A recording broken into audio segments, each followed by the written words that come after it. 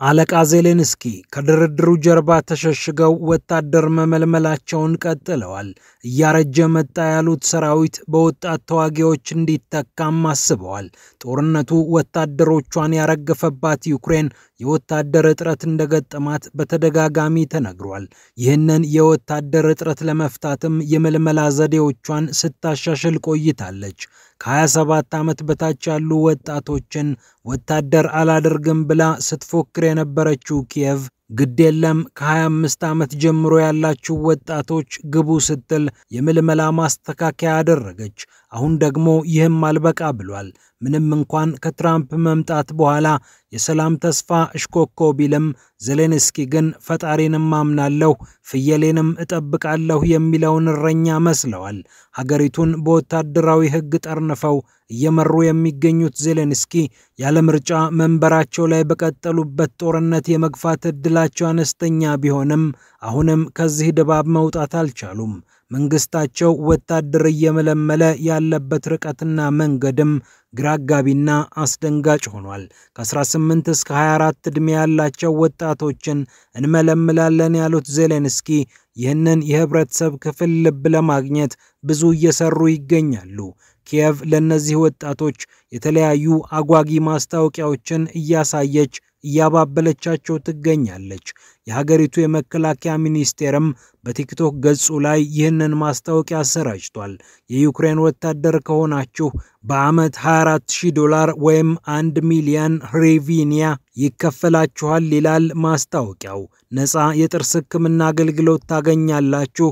ግዳጃችሁን ስትጨርሱ ያለምንም ተጨማሪ ግዴታ ትሰናበታላችሁ የሚል ቅስቀሳም አለው። አስገራሚው የቅስቀሳ መንገድ ግን ይህ ብቻ አይደለም። የሚከፈላችሁ $24,000 ብዙ ነገር መስራት ያስችላል። ለምሳሌ የምትወዱትን የማክዶናልድ ቺዝበርገር በደንብ ማጣጣም ትችላላችሁ። በገዛ ብራችሁ 15625 ቺዝበርገሮችን ገዝታችሁ መግመጥ ይቻላችኋል። ካልሆነም የምትወዱት ኔትፍሊክስ የፊልም ማስመልከቻ መተግበሪያ ላይ ተመዝግባችሁ ለቀጣዮቹ 185 ዓመታት ፊልሞችን ያለምንም ክፍያ መኮምኮም ትችላላችሁ እያለች ነው ኪየቭ። ይህ ማስታወቂያ ግን ብዙዎችን አስቆጥቷል። እንዴት የአንድ ሀገር ጦር የገዛ ወገኖቹን ለቺዝበርገር ተዋጉ ይላል ብለው የጠየቁ ብዙዎች ናቸው። ይህንን ውግዘት ካሰሙ ሰዎች መሃል አንድሬ ቴሊዜንኮ ይገኙበታል። የቀድሞ የዩክሬን ዲፕሎማት ብሔራዊ ስሜትን ቀስቅሰው ሳይሆን አርበኛ ሁኑ ብለው ሳይሆን ለሆዳችሁ ሙቱ እያሉ ነው ያሉት ሲሉ የመንግስት ሰዎችን ወቅሰዋል። ይህ ደግሞ ክብረ ነክ ነው ሲሉ ሐሳባቸውን ለአርቲ ተናግረዋል። ከ45,000 በላይ ወታደር አልሞተብኝም የምትለዋ ዩክሬን ወታደር መመልመል የሚለውን ሐሳብ በየትኛውም መንገድ ቢሆን መቀጠሉ አይቀርም። የወታደር እጥረት ጉዳይ ግን አሁን ላይ አፍጥጦ መጥቶባታል። ይህንንም የዩክሬኑ ፕሬዝዳንት ግንባር ድረስ ተጉዘው አረጋግጠውታል። ዜሌንስኪ አንዳንድ ብርጌዶቻችንን ጎብኝቻለሁ፣ የሰው ኃይል ክፍተት አለባቸው ሲሉ በግልጽ መናገራቸው ይታወቃል። የሩሲያ ጦር ዩክሬን ብዙ ወታደር ሞቶባት ደብቃ ነው እዚህ መከራ ውስጥ የምትገኘው ባይ ነው። የሩሲያ የመከላከያ ሚኒስትር አንድሬ ቤሉሶቭ ዩክሬን 1 ሚሊዮን ወታደር ሙትና ቁስለኛ ሆኖባታል ብለው ሪፖርት ካቀረቡ እንኳን 1 ዓመት አልፎታል። አሁን ያላት ጦር ከ900,000 እንደማያንስም ይነገራል። የዩክሬን ሰራዊት አባላት ለደረሰባቸው ጉዳት ካሳ መጠየቅ እንደሚችሉ የተነገረ ሲሆን ይህም ሀገሪቱን ከፍተኛ ዋጋ እንደሚያስከፍላት ተገምቷል። ኢያን ፕራውድ የተባሉ የቀድሞ የብሪታንያ ዲፕሎማት ዩክሬን ጦርነቱ ሲቆም የምትሸከመው ዕዳ እጅግ ግዙፍ ነው ይላሉ። በቀጣዩ ዓመት ማለትም በፈረንጆቹ 2026 የዩክሬን ኢኮኖሚ የመጨረሻው ዝቅጠት ውስጥ ይገባል ባይ ናቸው። የዩክሬን የኢኮኖሚ ቀውስ ሺህ ግብር ቢደረደር የዓለም እርዳታም ቢንጋጋ እስከ ቀጣዩ ዓመት ድረስ እንደማይፈታም ተናግረዋል። ጦርነት ሲቆም ያሉ ጉዳቶች ጎልተው መሰማት ይጀምራሉ። ሞቶብኛል፣ አካሌ ተጎድቶብኛል የሚሉ ጥያቄዎች ይመጣሉ። ንግዴ ተቃጥሏል፣ ቤተሰብ ተበትኗል የሚሉ ጥያቄዎችም መምጣታቸው አይቀርም። እስካሁን ቤተሰቦቻቸው በጦርነቱ ተዋግተው የተጎዱባቸው 13,000 ያህል አባወራዎች የጉዳት ካሳ መጠየቃቸው ተነግሯል። እንደ ፈርስት ፖስት ዘገባ ይህ ጥያቄ ብቻውን $821 ሚሊዮን ኪየቭን ያስወጣታል። ሌሎች የተጎድቻለሁ ጥያቄዎች ተግተልትለው ሲመጡ ደግሞ የዜሌንስኪ መንግስት ከፍተኛ ጣብቂኝ ውስጥ መግባቱ ግልጽ ነው። ይህ ችግር በሚሰጥ እርዳታም በቀላሉ የሚስተካከል አይደለም።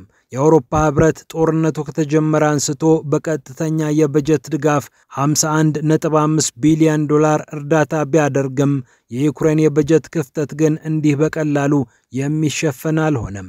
የአሜሪካን ቢሊዮኖች በተመሳሳይ የዛቀችው ሀገሪቱ በወቅታዊ የበጀት ዘመን የ41.5 ቢሊዮን የበጀት ክፍተት ገጥሟታል።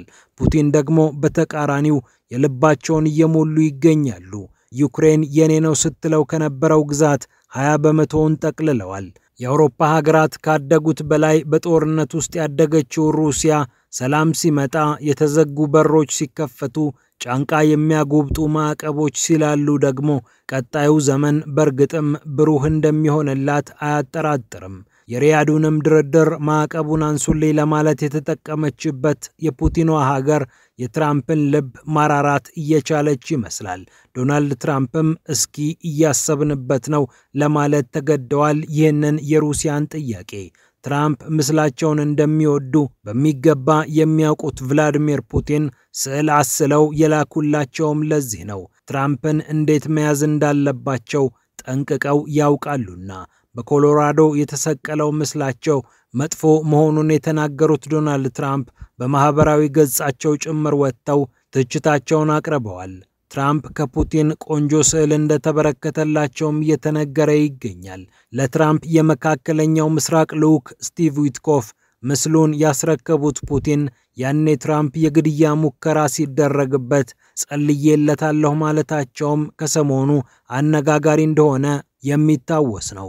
ብዙውን የፖሊሲ ጉዳይ ከግል ፍላጎትና መሻታቸው ጋር ያገናኙታል የሚባሉትን ትራምፕን ፑቲን በደንብ ያወቋቸው ይመስላል። ከካናዳ ጋር ውዝግብ የገቡት በዚያ የሚገኙ ሆቴሎቻቸው ስለከሰሩባቸው ነው ተብለው የሚታሙት ዶናልድ ትራምፕ በግል ክብርና ጥቅማቸው እንደማይደራደሩ ግልጽ ነው። ከሚያፈርሷቸው ተቋማት ጀርባ የሥራ አስፈጻሚ ስልጣናቸውን ተጠቅመው ከሚፈርሟቸው እያንዳንዱ ፊርማዎች ጀርባ የግል ጉዳይ ሁልጊዜም አጀንዳ እንደሆነ ይታወቃል። ፑቲንም ይህንን የግል ክብርና ፍላጎታቸውን ባለመጋፋት ሀገራቸውን ተጠቃሚ ለማድረግ እየሰሩ ነው። ኦባማን ሲስሉት ቆንጆ አድርገው ስለው እኔን ሲስሉኝ አስቀያሚ ያደረጉኝ የሚሉት ትራምፕ ምስሎቻቸው አላግባብ የተሰቀሉባቸው ግዛቶች ውስጥ ያሉ አስተዳዳሪዎችን ሳይቀሩ እነዚህ ጽንፈኛ ግራዎች አስቸገሩኝ በማለት ቁጣቸውን እንደ እሳት እንደሚያንቦገቡጉት ይታወቃል። ከፑቲን የመጣላቸውን ስዕል በተመለከተ በይፋ አስተያየት ሲሰጡ ባይሰሙም የሩሲያና የአሜሪካ ባለስልጣናትም ስለ ምስሉ ምንም እየተናገሩ አይደሉም። ሁለቱ መሪዎች ስጦታውን እንደ ወዳጅነት ስጦታ የተመለከቱትም ይመስላል። ይህ የስዕል ፖለቲካ ፑቲን ምን ያህል ለጥቃቅን ነገሮች ትኩረት እንደሚሰጡም ያሳያል። ከዓለም መሪዎች ጋር ድንቅ ስጦታዎችን በመለዋወጥ የሚታወቁት ቭላዲሚር ፑቲን ለብዙዎች የማይረሱ ስጦታዎችን በመስጠት ይታወቃሉ።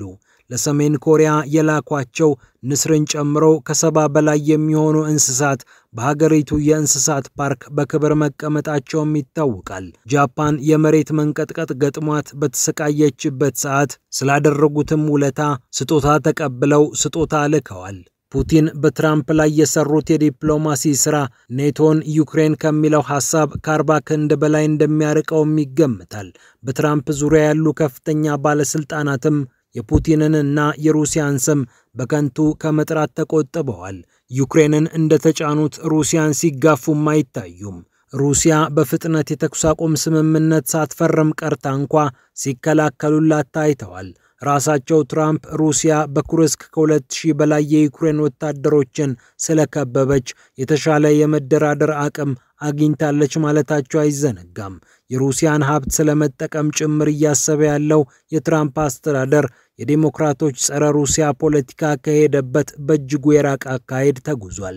የሩሲያን ክብር ከፍ ለማድረግ ሰርተው የተሳካላቸው ቭላዲሚር ፑቲን ለአንድ ትውልድ የተጠጋ ዘመን የሰሩት ስራ ፍሬ ያፈራላቸው ይመስላል። ከ25 ዓመታት በፊት ሲመረጡ 30 በመቶ የደረሰ የዋጋ ግሽበትና ከ13 በመቶ በላይ የሥራ አጥነት ቁጥር የተረከቡት ፕሬዝዳንቱ ዛሬ ሩሲያን ጠንካራ ኢኮኖሚ አስገኝተውላታል።